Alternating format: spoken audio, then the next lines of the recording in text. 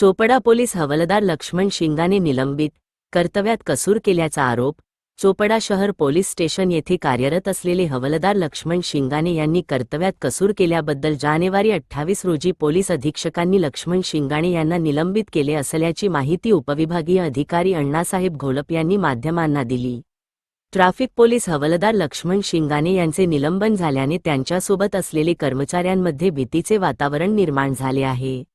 नागरिकांना अण्णासाहेब घोलप यांनी आवाहन केले आहे की कुठलेही पोलिसांबद्दल तक्रार असल्यास त्वरित पोलीस अधीक्षक यांच्याशी संपर्क साधावा. चोपडा शहरातील नागरिकांच्या जास्त प्रमाणात तक्रारी वाढल्या असता लक्ष्मण शिंगाणे याच्या विरोधात चौकशी अंत्य करून निलंबनाची कारवाई करण्यात आली.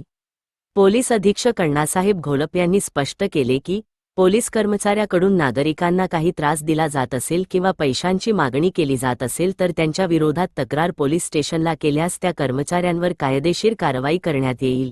महाराष्ट्र गौरव न्यूज करिता मुख्य संपादक विनायक पाटील, चोपडा, जिल्हा जळगाव. जे पोलीस हवालदार शिंगाणे आहेत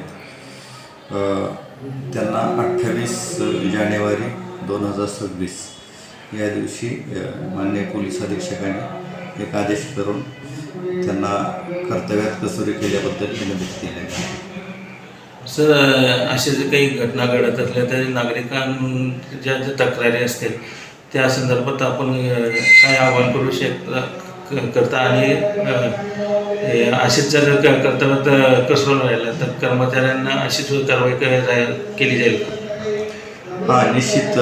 जर लोकांना असं कर्तव्यात कोणी कसूर करत असेल, लोकांकडून पैशाची मागणी करत असेल किंवा कुठलंही असं गैरवर्तन करत असेल कर्तव्यामध्ये, तर निश्चितपणे लोकांनी तशा तक्रारी आमच्याकडे कराव्यात.